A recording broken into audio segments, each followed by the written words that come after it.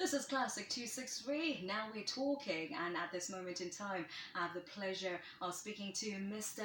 Nyasha Chizu, who is the Chief Executive Officer of the Procurement Regulatory Authority of Zimbabwe. Thank you for joining us on the grill earlier on. Thank you, Monica. Just a brief about PRAZ. I will abbreviate it as PRAZ. It was, of course, it came into effect January 1st, 2018, after the dissolving of what was known as the State Procurement Board.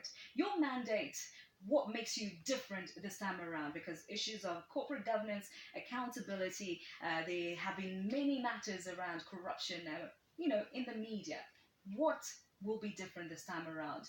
How will you build confidence around PRAZ? What is now different, Monica, is that our Act put us in a different role than the State Procurement Board. Our Act places us as the pace setters in terms of standards. We set the standards in terms of public procurement. We monitor and evaluate performance of public procuring entities, and we issue guidelines. We investigate procurement cases. So the role of procurement has shifted from the State Procurement Board to procuring entities with effect from 1st January 2018. So the responsibility is now totally on the accounting officer. Then the other change that is there is our Act is now regulating all procuring entities. By all procuring entities, we are talking of all ministries and their departments, all parastatals, and all private companies which have the state as controlling stake, and also all local authorities and commissions. They are all procuring entities that are regulated by our Act. And the second thing is our Act also is regulating the whole procurement cycle, from procurement planning through tendering, award of contract management, and asset disposal. So we now have rules for all those processes, which we did not have in the previous regime. So we feel that we now have the teeth and instruments to police public procurement going forward. Speaking of teeth, some people have actually called out the issue of certain influential persons in society who probably may have an influence over the tender process. And given the matter at hand of confidence of building, will you really have the powers to ensure that you all will overlook these matters of certain influences from certain authoritative voices in terms of the tendering procedure? And also, there have been those cases that were before the courts. As PRAZ, did you take over these ones? And moving forward, how will you be dealing with people who have won tenders, who get to flout those tenders? I'll start off with the last issue that you've raised in terms of how are we moving from SPB to PRAZ. The Act provided for a transition whereby everything that was started using the Procurement Act is concluded using that Act, where the PRAZ board will act as the State Procurement Board in that. And we are saying such procurement it's now almost over because the Act became effective 1st January 2018, which means very limited issues would be coming now because the tender process is limited in time. So what we are only left with is tenders that need variation, which we started using the Procurement Act. So the other procurement is now responsibility of the procuring entities. Now coming to the issue of confidence, the Act actually says that the accounting officer is responsible for ensuring that the procurement is in line with the Act. And if there is undue influence, it is the duty of the accounting officer to ensure that he protects the Act.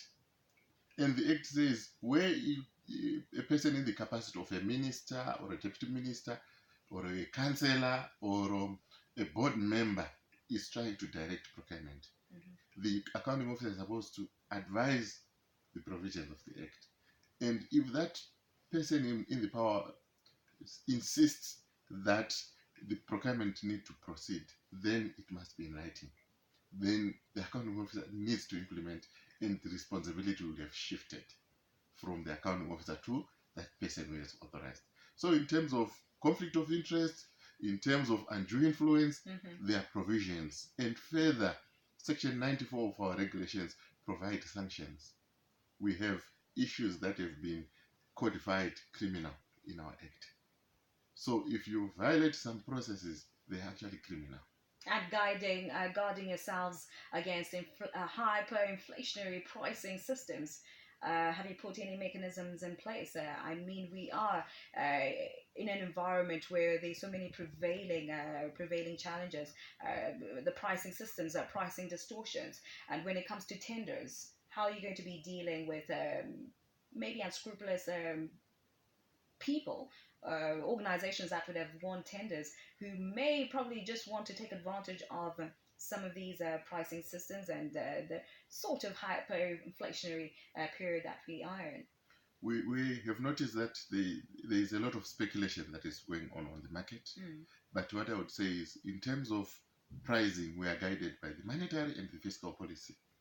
Whatever they say in terms of price, if we've got a rate which is applicable, that is what we will apply in terms of our public procurement processes. But what I would advise at the moment is, for the purpose of ensuring that we manage issues of speculation, we are advising procuring entities to come up with 3 pricing structures for tenders, where we will have a pricing structure for nostro if the procurement is going to be paid outside, or a combination of nostro and local, where there is a local component which would need to be paid, like duties, even the supplier's margins, the transportation. Then we would have a local FCA transaction. So if we have these 3 prices, we can actually see whether there is speculative pricing or not, because we can compare, given that we have been told by the Minister of Finance that our FCA and Nostro is still a 1-to-1 in terms of the dollar. So this is the guidance that we will give, and we would say, for those procuring entities that are concluding their tenders, in terms of pricing, be guided by Section 8 of our Act, so that you manage these things. Mr. Nyasha Chizu, the CEO of PRAZ, Procurement Regulatory Authority of Zimbabwe. Thank you so much for joining us on Classic 263. Thank you. And to the viewers watching some of our Facebook Lives, our YouTube videos, as well as our conversations that you can follow on our live stream, www.classic263.co.zw. We appreciate you, and please feel free to share your contributions, your thoughts, as well as some of those pertinent issues that you feel we should probably discuss on the station Classic 263. The name is Monica Chanda.